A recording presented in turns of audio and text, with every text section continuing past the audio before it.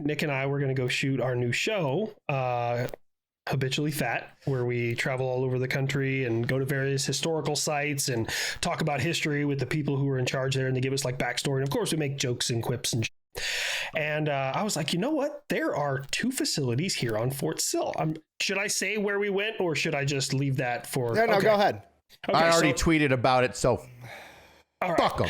So we got permission to go to the Air Defense Artillery Training Support Facility. It looks a lot like a museum, except everything in there is still live. So you have to like be escorted around there. And I know the curator personally. And I was like, hey, can we do this? And he's like, yeah, it's a public building. You just have to ask permission to go in. Like, there's no issue with it. And I was like, is it okay if we film? He's like, yeah, no problem. Cool. Iron out the details. Nick, is coming into town. Cool.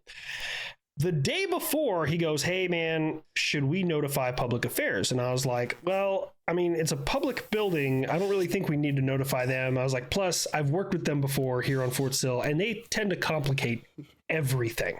And fucking spoiler alert, they did. But I was like, I got a contact over there. Let me give him a call. So I call him, and he's like, yeah, it should be good, but let me just double check, and I'll call you back later. And I was like, all right, cool. Later on that night, he texts me and is like, hey, man, I still haven't gotten word back, but I'm almost positive that you guys are good. And I was like, all right, cool. No big deal. The following morning, Nick has arrived in Oklahoma for this. I get a phone call. I was in a meeting when I get this phone call, and he's like, hey, legal said no. And I was like, I lost my cool to the point where I walked in, grabbed my hat and my sunglasses, and I said, fuck this base and fuck this job. And I just left work. Like, that's the point that I was at. And then I called Nick. Nick, you can take it away. So I'm sitting in a fucking Waffle House with Fenn, the camera guy. Like, I flew me in, I flew Finn in, I coordinated this whole thing. I've spent thousands of dollars on plane tickets and hotels. And Ethan calls and he's like dialed up to 11, freaking out. He's like, you're honestly, you're worried that I'm going to be pissed off at you. I'm not whatsoever. Thing, man. No, I don't give a shit. You know what I mean? Like, I'm here. We'll figure out something. So like, I start looking up like other museums. There's like a aerospace museum with some military planes. There's the Oklahoma Cowboy Museum. Like, we're going to figure out something. I'm going to make something out of this trip. It's no big deal. And so I'm like looking that shit up, and I call Eli, and I'm like, I tell him everything. And Eli's like, wouldn't it be funny if I called the, because I just had a meeting with them last month and then just like asked them if they could help out. And I go, that would be fucking hilarious. You should actually do it. And he's like, really? I'm like, yes, please do it. And he's like, okay, I'll call you right back and let you know how it goes. Eli, how'd it go? Well, I had great dinners a little prior to that. More randomly, it was Nick. Remember, I called you just to check in. And you were like, I was like, hey, what are you guys doing? You explained it. I was like, oh, shit. How's You're it like, going? oh, it's covered though. Good. Yeah. He was like, oh, it's covered though. We're going to head out an hour away and then go film something there. I was like, idea. Pitched it. Nick starts laughing. I was like, hold up. Give me a moment. Called a couple of people. And then they're like, wait, what the fuck's going on? Explain the situation.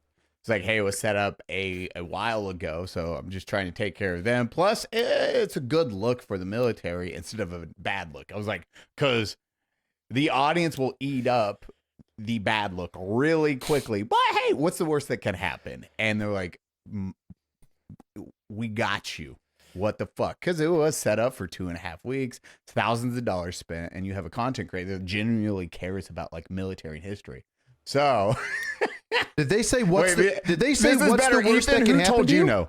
Who told me no? Apparently it was a review from legal, and it's because legal is always more cautious than anything. Like, I'm not mad at them for it, but like they wanted, weeks in advance. And I was like, well, I already talked to this guy. It's a public building. Like, literally Joe Schmo from out in the middle of fucking nowhere can go on base to Fort Sill as long as they get like access to the gate. I've taken my family in there and taken pictures. Like, it's not a big deal. Yeah, but when Eli said, oh yeah, worst case scenario, they don't get on and it's some negative stuff and we can deal with that. Did they actually say that to you, or am I reading in between the lines? That was my I was telling them, I was like, hey, this is how they're looking at it, which is bad. They're like, oh, we just turned them away. We win. I was like, now that is open. Nick, no, you don't. That's a fast way to piss off Fat Electrician real quick. Oh, just him? Just Electrician. The annoying part to me that like bothered, like, look, You can get on Google and type in the Fat EL and it autofills electrician. Like, I'm super easy to fucking Google. And they're worried. They told me they were worried that I was going to do a hit piece. And it's like, fucking spend 30 seconds to Google me, and it will be overwhelmingly fucking obvious that would never be my intention to do a fucking hit piece on the US military. Like, I do nothing but the exact opposite for my entire job. Like, why on earth would that be your legitimate concern? And I called up public affairs and was like, hey, I'll sign whatever waiver you guys got. Like, I'll sign a waiver that if I step on a landmine that's supposed to be deactivated in this museum and get blown up, it's not your fault. Like, I don't care. Like, I'm not going to sue you guys. I just want to get in here and film this piece of content and, make you guys look good. And they're like, no, can't risk it. I'm like, that's fucking annoying. The most okay. Army thing the Army can do, step on its own dick. Yeah. And that is what the takeaway was, is like, Nick said all this. He talked to public relations back and forth, and it was like, just not worth it. Just definitely worth pissing this dude off and seeing what happens afterwards. So, and God, like, it is so hopeful when I see the higher ups at that level be like, we're going to make this situation right by actually just letting them go and do this thing. Crazy fucking idea. So they get a text or an email. I'm not sure on that part. It was just like me and them were chatting. I was like, hey, this is the situation. This is what's going on. I was like, we got you. We got you. Hold on. And then the part of the story I wish I was at the office for at the base, because that's a text. I was like, man, I know if I was in the military and I was in a unit that was supposed to be like, no, and then I'm a specialist, and then I have to report the text message or email that just came in from who? I'd be like, sir. Remember that YouTuber you told to eat a dick 35 minutes ago? Apparently it's an issue. Apparently he does not want to eat the dick. Well, it was interesting for me because, like, after all was said and done, I mean, honestly, if Nick and Eli would have said we're good to go, I would have been like, cool. But I was still in contact with public affairs because I was like, look, word's going to get to them eventually. So, like, maybe I can work from my end. And I get a phone call from them. I got put on speakerphone. And I'm not going to say who said what, but there was the phrase, when the calls us, it kind of complicates things. And I told Nick that. And what did you say, That's Nick? funny. It seemed to really simplify things real fucking quick.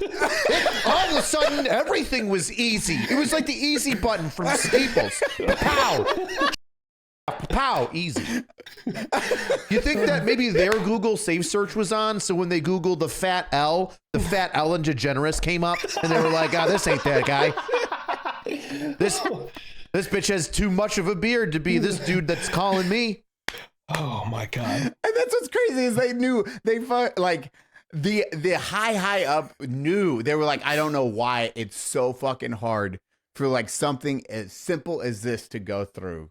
It should be so simple. Everyone gets it, but there's somewhere down that line that it's people just want to play it safe instead of understanding how to fucking change with times and what's important. Nobody wants to make a decision. It's been that way since like 2010. Everybody's just like, I can't make a decision. I might get in trouble. There's no leadership. The funny part for me that I'm going to remember forever is me and Fenn sitting at a fucking Waffle House, and I forget what it's called, but I ordered like the biggest breakfast they have, where it's like fucking a whole plate, the lumberjack, and then pancakes, and then some other shit. It's like 3 plates worth of shit, and like this entire thing goes down over the course of me just eating this breakfast over half an hour, where it's like I'm eating fucking hash browns with jalapenos and chili on it when I call Ethan and tell him is calling Fort Sill, and by the time I finish my pancakes, I'm allowed to go on Fort Sill all of a sudden. It's so fucking funny to me.